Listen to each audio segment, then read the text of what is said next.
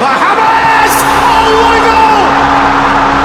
One of the greats! From a World Cup sensation to internet twitcher, and now back to the front line of success in the Copa America. This is the story of a Colombian football star who keeps on taking the world by surprise. This Colombian football star just broke one of Messi's records, and he is ready to take the world by storm again. The World Cup has produced a lot of stars like Mbappe, Keylor Navas, and Enzo Fernández. But if we're talking about breakout stars, there's only one name that comes to mind: James Rodriguez. He was a popular player in Ligue, but the World Cup made him see. Did the World Cup do that?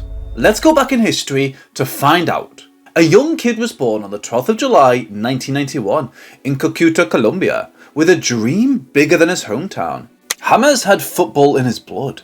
His dad was a professional footballer. Yes, I know it sounds like some Project Mbappe thing, but it's not. His parents split, and his stepfather, Juan Carlos Restrepo, played a big role in his life. By age 14, James was already showing off his skills. A football club named Envigado noticed his talent and offered him game time. With his stepfather's support, they moved to Medellin, and at this point was where his career started, as he made his professional debut for that club.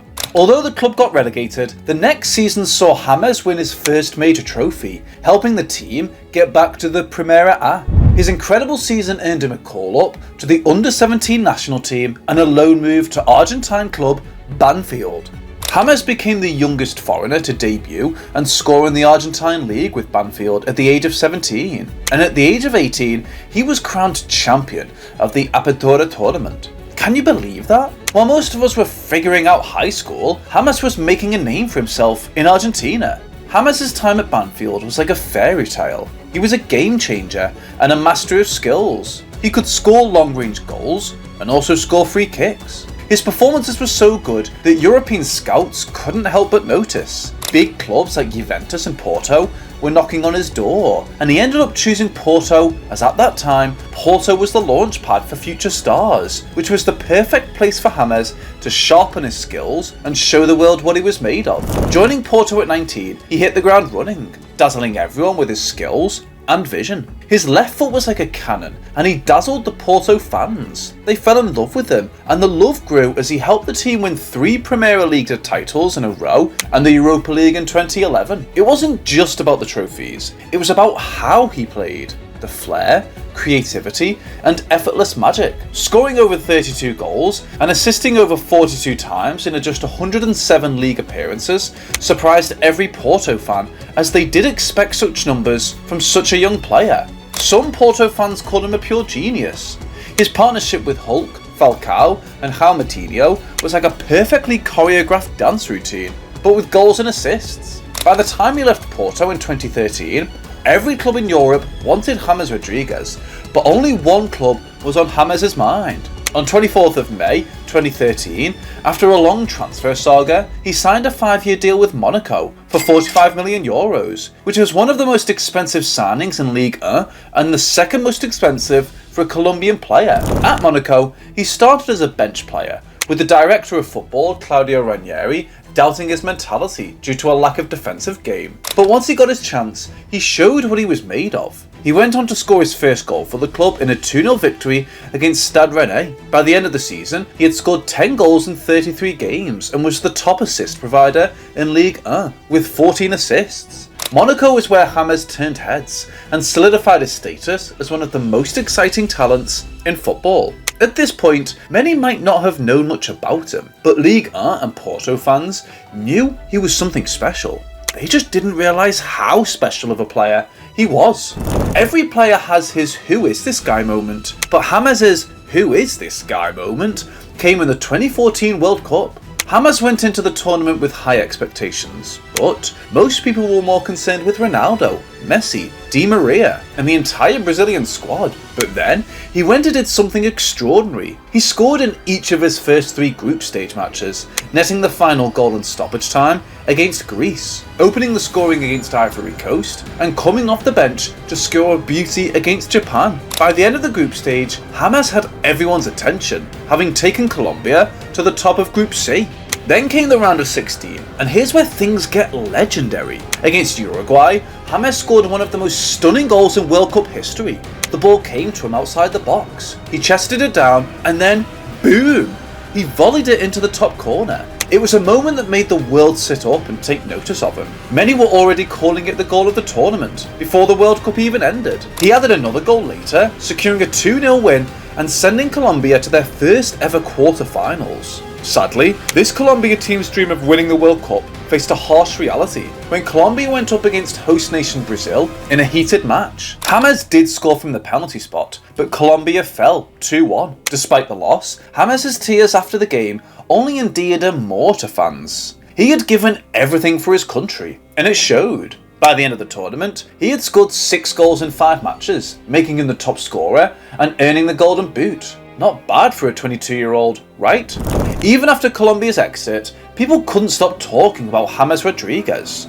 His performances and that goal turned him into a sensation. After such a brilliant World Cup, many clubs came knocking, but James had his heart set on Real Madrid. He made this clear during a post-match interview at the World Cup, expressing his love, admiration and passion for Real Madrid, calling it a dream to play for them. On the 22nd of July 2014, his dream came true when he signed a 6-year contract with the Spanish Giants for around €63 million, making it the 4th most expensive transfer at the time and the most expensive Colombian in history. With Ancelotti at the helm, James settled in quickly at Real Madrid. Ancelotti, known for his use of a roaming number 10, utilised James perfectly. He helped the team win a Super Cup and the FIFA Club World Cup, ending his first season with 13 goals and over 13 assists in just 29 games. He was named La Liga's best midfielder, and everyone was eager to see what he would do next. However, his second season was a different story. Ancelotti left, and Rafa Benitez, who preferred more defensive players, took over. James played just 11 times under Benitez, managing only 3 goals and 6 assists, which is nothing compared to his stellar first season. Benitez was soon replaced by Zinedine Zidane, who also didn't favour James' style. James found himself increasingly sidelined. Luckily for him, his former manager Ancelotti was eager to have him at Bayern Munich. They arranged a 2-year loan with an option to buy, and James came in and thrived in his first season at Bayern, scoring 8 goals and providing 14 assists in 39 games, even scoring against his parent club in the Champions League, and helped Bayern clinch another Bundesliga title. It wasn't just Ancelotti who now saw James' potential. Even after Ancelotti left and Jupp Heynckes took over, James adapted brilliantly and continued to shine. His second season at Bayern was tougher due to injuries and rotation under Niko Kovac, but he still made significant contributions whenever he played. In the summer of 2019, James decided not to stay at Bayern, returning to Real Madrid. Unfortunately for him, Zidane had returned too, and James' playing time dwindled even further, till he could barely play over 500 minutes. And this eventually led him to leaving Real Madrid on a free transfer to Everton. His choice of club was so surprising, as many had not expected him to go to the Premier League team, but he had a reason. And the reason was Ancelotti. He trusted Ancelotti, not because of his tactics, but because of the tactical side of him. He was always able to bring out the good side of James on the pitch. James started strong at Everton, with 3 goals and 3 assists in his first 5 games, and it looked like he was back to his best. But injuries and inconsistency took their toll,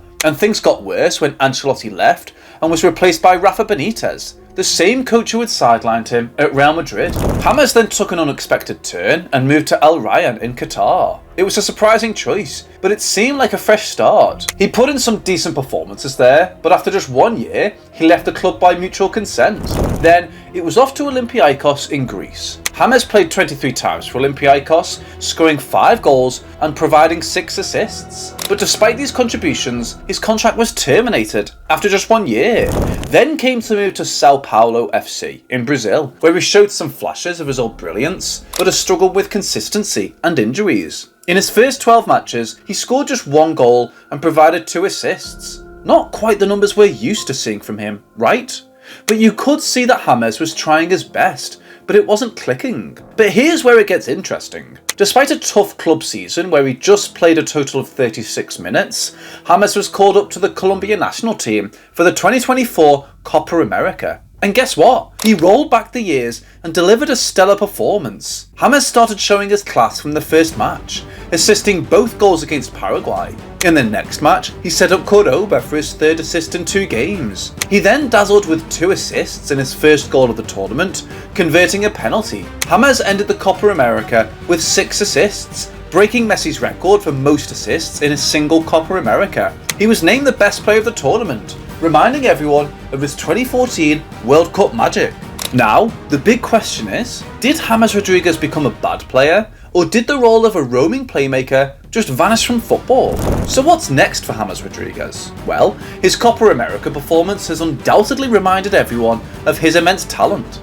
It's a spark that could reignite interest from bigger clubs. If he can stay fit and maintain this level of performance, we might see him make another move to a top European club or a competitive league. James is only 33, and while that might seem a bit odd in football terms, plenty of players have had successful late career resurgences. He's got the skills, the experience, and the motivation to prove he's still got it. Whether it's continuing to shine in Brazil or making a triumphant return to Europe, James Rodriguez's story is far from over. Well, every good tale must have an end, but this is not the end for James Rodriguez. After terminating his contract with Sao Paulo, could we see him make a move back to Europe, or a move back to Madrid to rejoin Ancelotti? Will he lead Sao Paulo to glory in Brazil? Or maybe there's another World Cup fairy tale waiting for him in 2026? One thing's for sure, you don't want to take your eyes off this guy. Thanks for watching the video, and if you enjoyed this deep dive into the rise of James Rodriguez, don't forget to like, comment, and subscribe. And hey, hit that notification bell so you don't miss any future videos. Let me know in the comments below where you think I'll end up next. Until next time, keep loving the beautiful game. See you soon.